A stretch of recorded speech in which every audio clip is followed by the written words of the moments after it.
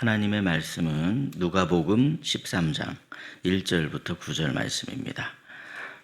우리 말씀을 함께 읽겠습니다. 그때 마침 두어 사람이 와서 빌라도가 어떤 갈릴리 사람들의 피를 그들의 제물에 섞은 일로 예수께 하려니 대답하여 이르시되 너희는 이 갈릴리 사람들이 이같이 해 받음으로 다른 모든 갈릴리 사람보다 죄가 더 있는 줄 아느냐? 너희에게 이르노니 아니라 너희도 만일 회개하지 아니하면 다 이와 같이 망하리라. 또 실로암에서 망대가 무너져 치어 죽은 18사람이 예루살렘에 거한 다른 모든 사람보다 죄가 더 있는 줄 아느냐?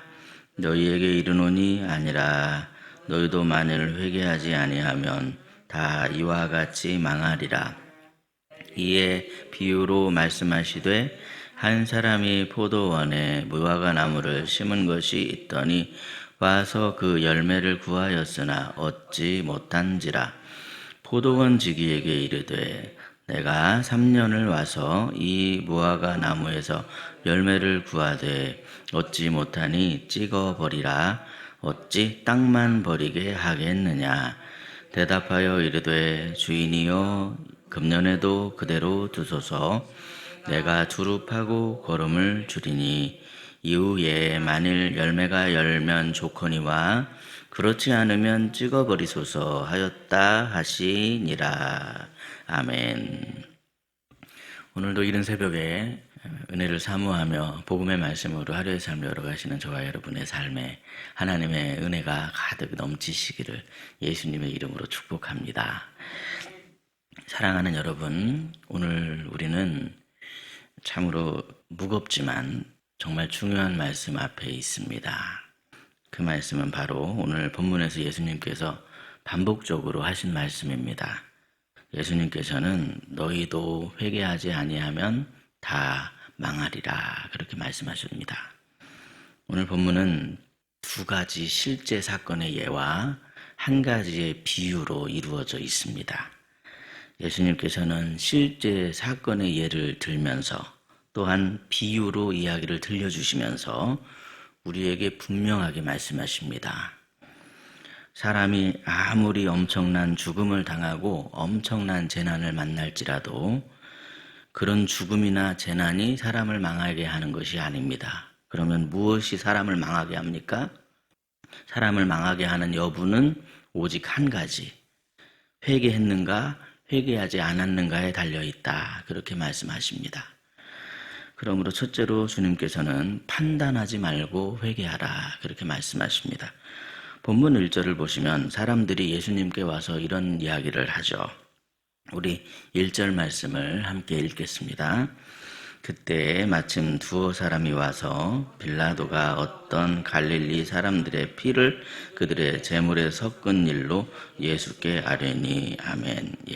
빌라도는요, 신에게 제사를 드린다는 명목으로 갈릴리 사람들을 함부로 죽였습니다. 얼마나 끔찍한 일인지 모릅니다.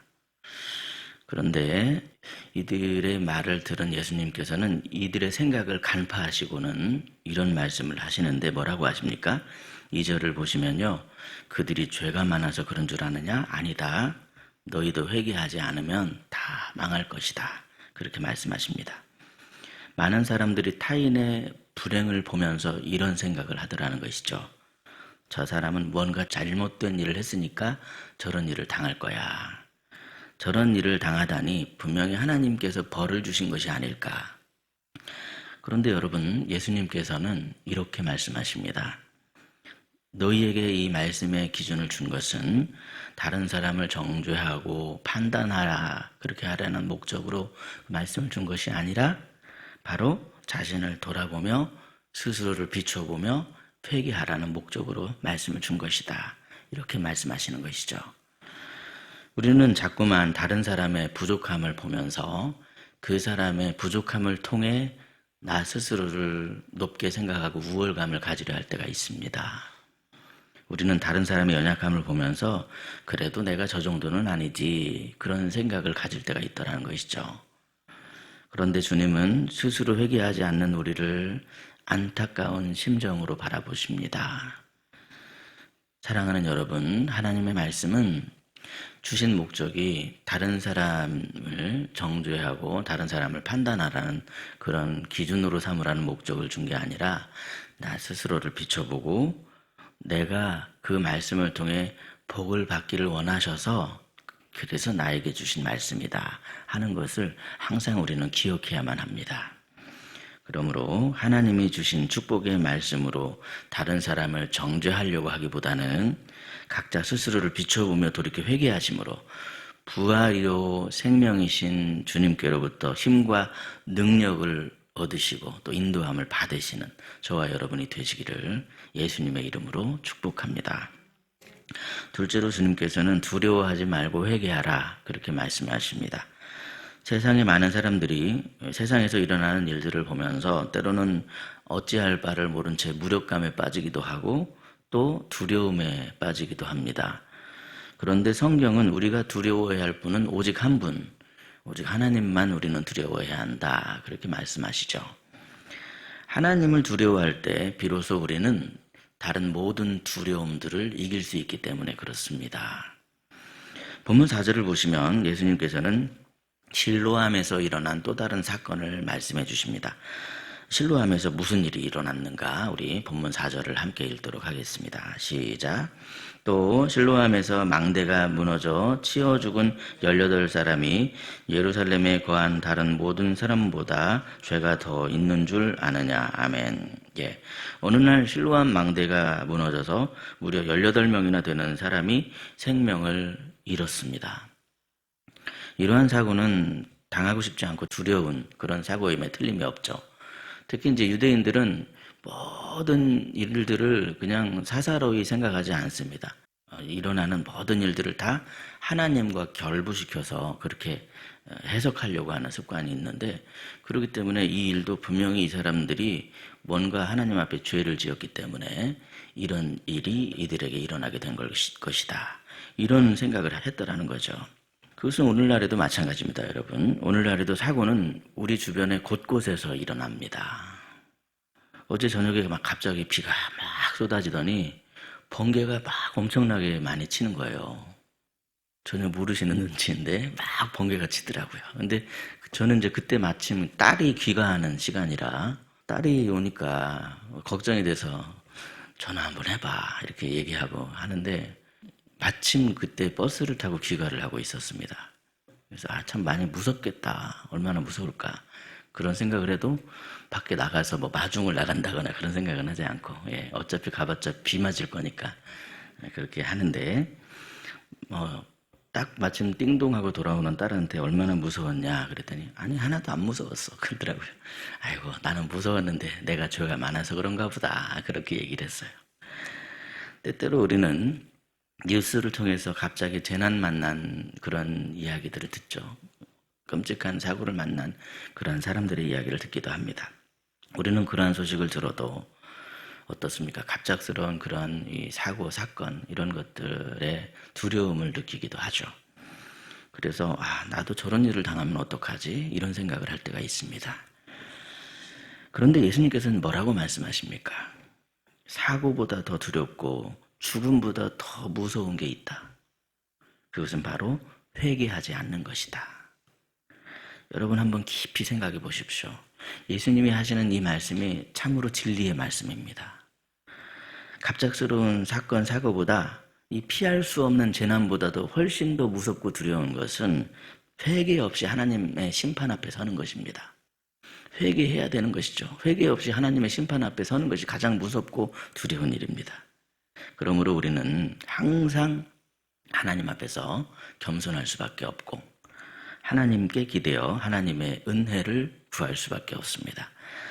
하나님을 경외하는 마음과 겸손한 마음, 그 마음이 바로 우리에게 가장 큰 축복이로구나 하는 것을 다시 한번 깨달으시고 우리가 두려워해야 할 분만을 두려워하시는 저와 여러분이 되시기를, 그래서 모든 두려움들을 다 이기시는 그런 복된 성도 여러분이 되시기를 예수님의 이름으로 축복합니다. 실제로 주님께서는요, 우리에게 사명을 수행하라 이렇게 말씀하십니다. 이제 본문 6절을 보시면 예수님께서 한 가지 비유를 들려주십니다. 6절 이하의 말씀은 한마디로 열매 없는 무화과 나무의 이야기입니다. 포도원 주인은요, 자기 포도원에 무화과 나무를 심었습니다. 특별히 심은 거라는 그런 의미인 것입니다. 포도원에 무화과 나무를 심었다는 얘기는 뭐 자격이 있어서 심은 것이 아니라 특별히 주인이 택해서 심었다, 이런 비유의 말씀입니다. 포도원 주인이 무화과 나무를 심고는 보는데 3년이 지나도 아무런 열매가 없는 겁니다. 그리고 열매가 없자 주인이 와서 포도원 지기에게 이렇게 이야기를 합니다. 저 무화과 나무는 3년 동안 열매가 없구나. 그냥 당장 뽑아버려라. 그렇게 이야기를 하는 거죠. 그런데 그때 포도원 지기가 뭐라고 간청합니까? 주인이여, 한 해만 더 기다려 주십시오. 제가 땅을 파고 잡초도 뽑아주고 거름을 주고 잘 가꾸겠습니다. 그래도 만약에 열매가 없으면 그때 잘라버리십시오. 여러분, 이 비유에서 주인이 누구십니까? 바로 우리 하나님이십니다. 포도원 지기가 누구신가요? 바로 우리 예수님입니다. 그러면 여기 열매 없는 무화과 나무는 누굽니까? 당시의 종교 지도자들, 1차적으로는 바리새인들을 의미하죠. 그런데 여러분, 이 비유에서 열매 없는 무화과 나무는 그런 바리새인들만을 의미하는 게 아닙니다. 오늘날 열매 없는 우리를 가리키고 있습니다. 여러분, 예수님이 들려주신 비유는 우리에게 두 가지를 가르쳐 줍니다. 첫째는 뭡니까? 우리 하나님은 반드시 심판하시는 하나님이십니다. 열매 없는 나무는 결국 잘려집니다. 열매 없는 나무가 심판을 피할 수는 없습니다. 그런데 둘째로 우리 하나님께서는 오래 참으십니다. 예수님께서는 한 번만 더 기회를 주십시오, 이렇게 간청하십니다. 이것이 바로 복음이며 우리가 아직까지 살아있는 이유입니다. 여러분, 과연 하나님께서는 왜 우리에게 기회를 주시는 겁니까? 다른 이유가 아닙니다.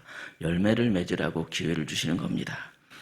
그렇게 우리에게 기회를 주시는 이유는 우리에게 사명이 있기 때문에 그렇습니다. 사명을 감당하라고, 주께로 돌이켜서 주님께서 주시는 그 힘으로 사명을 감당하라, 그 이유로 우리에게 기회를 주십니다.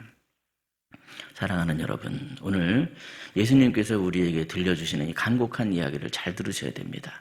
예수님께서는 두 가지 실제 일어난 사건의 예를 들으시고 또 비유의 말씀의 예를 들으시면서 3번씩이나 이렇게 강조해서 우리에게 하시는 말씀은 회개하지 않으면 다 망한다, 그것을 지금 강조하고 있죠. 그러므로 여러분, 첫째로 말씀으로 다른 사람을 판단하기보다 자기를 비춰보며 회개해야 합니다. 둘째로 세상을 두려워하는 것이 아니라 하나님을 두려워해야 합니다. 셋째로 주어진 기회를 놓치지 말고 돌이켜 힘을 얻어 사명을 감당하시기 바랍니다. 회개하지 않으면 망할 수밖에 없고 회개해야 살 수 있기 때문에 우리를 향하신 주님의 이 마음이 정말 간절할 수밖에 없습니다. 오늘 이 주님의 음성을 부디 외면하지 마시고 하나님께로 돌이켜 힘을 얻어 사명을 감당하는 저와 여러분이 되시기를 예수님의 이름으로 축복합니다. 기도하겠습니다. 거룩하신 하나님 아버지, 우리에게는 사명이 있음을 믿습니다. 아버지, 하나님께서 우리를 택하신 것은 하나님을 하나님으로 인정하라, 예배자로서의 삶을 살아가라, 또한 복음의 씨를 뿌려라, 이 귀한 사명을 우리에게 주셨음에 아버지 하나님, 이 시간 회개하지 않으면 다 망할 거다, 주님의 음성 앞에 겸손히 머리 숙여 회개하오니 주님, 저희들을 용서하여 주옵소서. 우리는 항상 늘 다른 사람을 판단하기에 바빴습니다. 다른 사람의 죄는 잘 보면서 정작 내 안의 죄는 보지 못했습니다. 주님, 용서해 주옵소서. 오늘 이 말씀을 통해 내가 먼저 회개해야 함을 깨닫게 하시니 감사합니다. 다른 사람을 정죄하기보다 스스로를 돌아보며 주님 앞에 엎드리는 삶이 되게 하여 주옵소서. 주님, 우리는 세상의 재난과 사고는 두려워하면서도 정작 하나님 앞에 회개하지 않는 것을 두려워하지 않았습니다. 죽음을 두려워하면서도 심판을 두려워하지 않았습니다. 그러한 저희를 불쌍히 여겨 주옵소서. 오직 주님만을 경외함으로 모든 두려움을 이길 수 있게 하여 주옵소서. 자비로우신 하나님, 오늘도 우리에게 기회를 주시는 은혜에 감사합니다. 우리는 열매 없는 무화과 나무와 같지만 예수님께서 중보하시며 한 번만 더 기회를 달라 간청하여 주심에 참으로 감사합니다. 이 은혜를 헛되이 흘려보내지 않게 하여 주옵소서. 주어진 시간을 소중히 여기고 회개함으로 주님께 더 가까이 나아가 맡기신 사명을 충성스럽게 감당케 하여 주옵소서. 우리의 힘으로는 할 수 없사오니 성령께서 우리를 붙드시고 날마다 새롭게 하셔서 주님이 주시는 기쁨의 열매를 맺는 삶으로 한 걸음 한 걸음 걸어갈 수 있게 인도하여 주시옵소서. 오늘도 말씀을 듣고 결단하게 하신 주님께 감사드리오며 우리를 죄에서 건지시고 새 생명을 주시는 우리 구주 예수 그리스도의 이름으로 간절히 기도드리옵나이다. 아멘.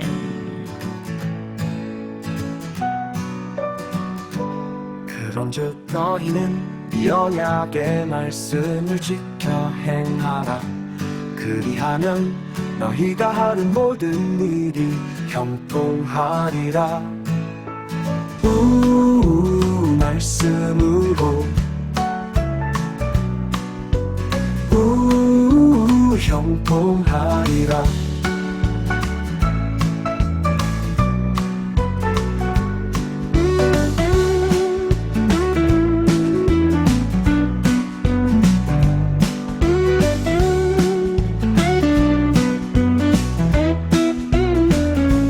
그런즉 너희는 이 언약의 말씀을 지켜 행하라. 그리하면 너희가 하는 모든 일이 형통하리라. 말씀으로 형통하리라. 형통하리라.